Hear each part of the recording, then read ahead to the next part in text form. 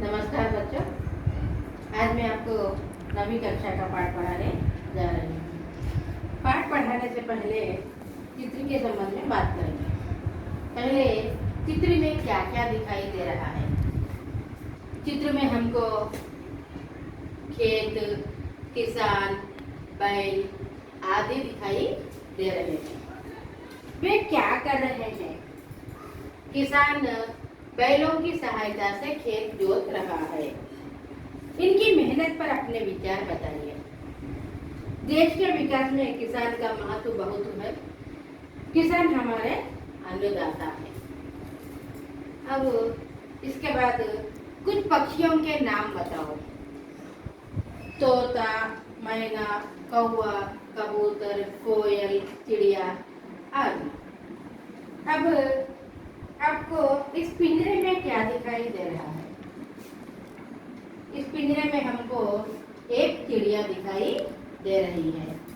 तो बच्चों, आज के हमारे पाठ का नाम है गाने वाली चिड़िया।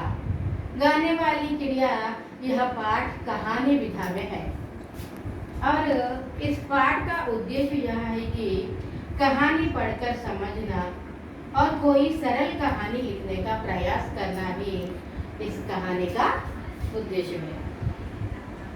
तो बच्चों, अब कहानी इस प्रकार है। एक राजा था। राजा यानी शासन करने वाला। वह बहुत ही सुंदर महल में रहता था। सुंदर का विलोम शब्द असुंदर। राजा किस प्रकार के महल में रहता था? बहुत ही सुंदर महल यानी भवन में। और उसे अपने महल पर बहुत गर्व था। राजा को अपने महल पर बहुत गर्व था। संसार के कोने कोने से यात्री उस महल को देखने आया करते थे। संसार यानी दुनिया, जगत, प्रपंच, वर्ल्ड। तो संसार के कोने कोने से राजा के महल देखने के लिए यात्री आया करते थे। यात्रियों ने अपने यात्रा वर्णन में महल की सुंदरता के बारे में कई बातें लिखी। उसके साथ साथ उन्होंने एक गाने वाली चिड़िया के बारे में भी लिखा। वह चिड़िया महल के पास वाले जंगल में रहती थी। तो महल के सुंदरता के साथ साथ यात्रियों ने अपने यात्रा वर्णन में गाने वाली चिड़िया के बारे में भी लिखा। वह चिड़िया महल के पास वाले जंगल यानी वन में रहती थी। यात्रा वर्णन पढ़ने से राजा को गाने वाली चिड़िया के बारे में मालूम हुआ।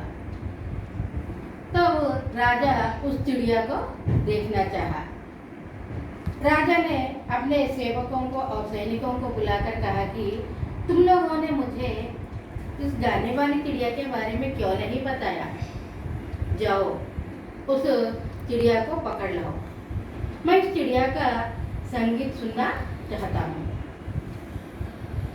राजा के सैनिक भी कभी उस चिड़िया को नहीं देखे थे, ना तो कोई उस चिड़िया को जानते थे। अब राजा की आज्ञा पाकर सब लोग जंगल गए चिड़िया को ढूंढने के लिए। ढूंढते ढूंढते उनको एक लड़की मिली। लड़की यानी बालिका। लड़की का लिंग बदलने पर लड़का, बालक। और लड़की का बहुवचन शब्द है लड़कियां। गाने वाली चिड़िया का नाम सुनते ही लड़की बोली, हाँ, मैं उस चिड़िया को जानती हूँ। जब मैं अपना काम समाप्त कर संध्या समय घर लौटती हूँ तो वह चिड़िया मुझे अपनी मीठी मीठी आवाज़ में अपना संगीत सुनाती है और इससे मेरी सारी थकान दूर हो जाती है। इस प्रकार करती है। सैनिकों के अनुरोध पर लड़की गाने वाली चिड़िया को आवाज़ देती है कि मेरी छोटी सी सुंदर चिड़िया, हमें आवाज़ देती है और वहाँ चिड़िया आती है।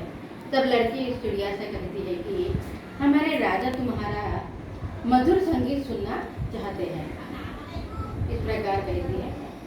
तब चिड़िया कहती है कि मेरा संगीत तो इन हरे भरे खेतों में काम करने वालों को अच्छा लगता है, फिर भी मैं अपना संगीत राजा को सुनाऊंगी। इस प्रकार कहती है। अगले दिन दरबार लगता है। लड़की सहित सभी वहाँ पे उपस्थित होते हैं। उपस्थित यानी प्रेजेंट। उपस्थित का विलोम शब्द क्या है? अनुपस्थित। लड़की सहित सभी वहाँ पे उपस्थित होते हैं। होने के बाद तभी उड़ती हुई चिड़िया वहाँ आती है और अपने मधुर स्वर में गाने लगती है। चिड़िया का गाना सुनते ही सभी मुग्ध हो जाते हैं और राजा की आंखों में तो खुशी के आंसू आ जाते हैं। फिर राजा चिड़िया से कहते हैं कि मेरी प्यारी चिड़िया, तुम यहीं मेरे पास रहो। तुम जो चाहोगी वो तुम्हें मिलेगा। तब चिड़िया राजा से कहती है कि क्यों नहीं महाराज, मैंने आपकी आंखों में खुशी के आंसू जो देख लिए हैं, मैं यहीं रहूंगी, मैं आपके पास रहूंगी। चिड़िया के लिए एक सोने का पिंजरा बनाया जाता है। यहाँ देखो बच्चों, क्या दिखाई दे रहा है? पिंजरा दिखाई दे रहा है ना, ये पिंजरा। पिंजरा का बहुवचन क्या है? पिंजरे। यहाँ देखो हमको एक राजा भी दिखाई दे रहा है और महल दिखाई दे रहा है, यहाँ पे गाने वाली चिड़िया, ये सब भी हमको यहाँ पे दिखाई दे रहे हैं। तो उसके लिए एक सोने का पिंजरा राजा बनवाता है और वो जो जिस किसी चीज़ की इच्छा करती उस इच्छा को पूरी की जाती थी। कुछ दिनों के बाद चिड़िया को खेतों में मेहनत करने वाले किसानों की याद आई। मेहनत करने वाले ने श्रम करने वाले किसानों की याद आते ही वह खेतों की ओर चली गई। जब इधर राजा को चिड़िया दिखाई नहीं दी तो राजा भी अस्वस्थ हो गया और सारी प्रजा राजा की अस्वस्थता पर चिंतित थी कि राजा को कैसे बचा लिया जाए। एक दिन राजा कमजोर आवाज में, कमजोर यानी वीक, कमजोर आवाज में कहा कि संगीत चिड़िया का गाना सुनाओ। सभी लोग परेशान हो गए कि चिड़िया को कैसे बुला ले। इतने में किसानों द्वारा चिड़िया को पता चला कि राजा अस्वस्थ है। वह उड़ती हुई वहाँ आई और अपने मधुर स्वर में गाने लगी। जैसे जैसे चिड़िया गाना गाती थी वैसे वैसे धीरे धीरे राजा स्वस्थ हो गया और वह चिड़िया से कहा कि तुम यहीं हमेशा के लिए मेरे पास रहो। तब चिड़िया बोली, नहीं महाराज, मुझे अपना संगीत खेतों में मेहनत करने वाले किसानों को और श्रमिकों को भी सुनाना है। मैं हर रोज यहाँ आऊँगी और अपना संगीत सुनाऊंगी। तब राजा उससे कहते हैं कि वाह चिड़िया, तुम महान हो, तुम किसानों के लिए राजमहल को भी त्याग सकती हो, तो क्या मैं उनके लिए कुछ नहीं कर सकता? तब चिड़िया कहती है कि क्यों नहीं महाराज, किसानों और श्रमिकों के बारे में सोचना हमारा कर्तव्य है, क्योंकि वे हमारे सुखदाता और अन्नदाता है।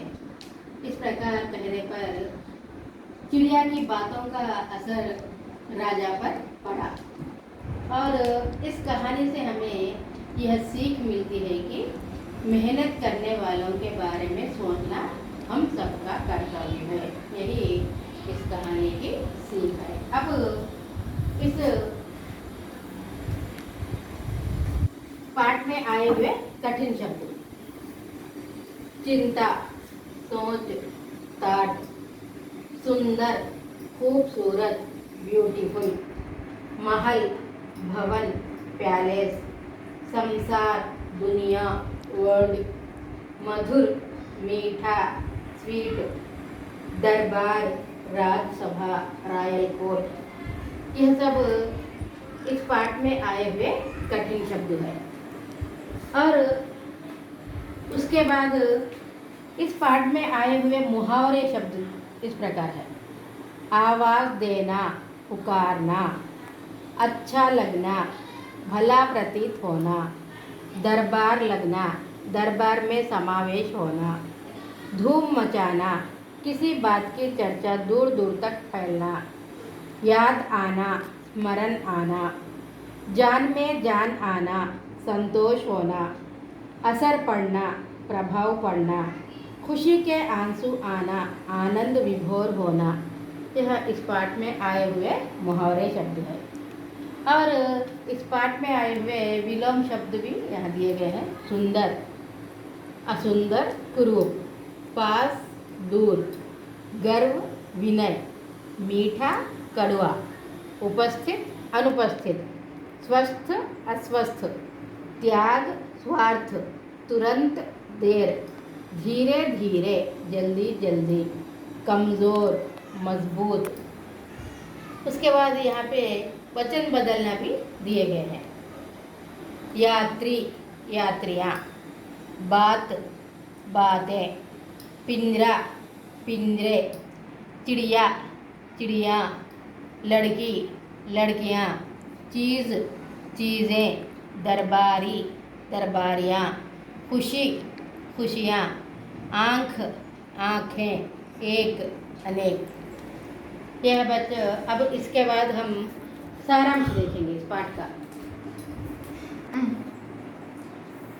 अब यहाँ पे इस पाठ का सारांश दिया गया है बच्चों। एक राजा था, वह संगीत प्रेमी था। राजमहल के पास वाले जंगल में एक गाने वाली चिड़िया रहती थी। वह मधुर स्वर में गाती थी। राजा उसका मधुर संगीत सुनना चाहता था, इसलिए चिड़िया ने दरबार में अपने मधुर स्वर में गाने लगी। सभी मुग्ध हो गए। राजा ने सोने का पिंजरा बनवाया था और सभी सुख सुविधाओं का प्रबंध किया। कुछ दिन बाद चिड़िया को किसानों की याद आई। उसने तुरंत चल पड़ी और मधुर गाना गाकर किसानों को खुश किया। राजा दुखी था। यह जानकर चिड़िया राजा के पास गई। वह मधुर स्वर में गाने लगी। राजा खुश हुआ और उसने अपने पास रहने का अनुरोध किया। तब चिड़िया ने राजा को यह सीख दी कि मजदूर और किसान हमारे सुखदाता और अन्नदाता है। उनकी सहायता करना हमारा कर्तव्य है।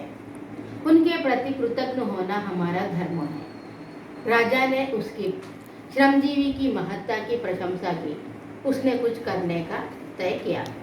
तो बच्चों, यह है इस पाठ का सारांश। और ये सब आप अपनी अपनी पुस्तिकाओं में लिख लेना।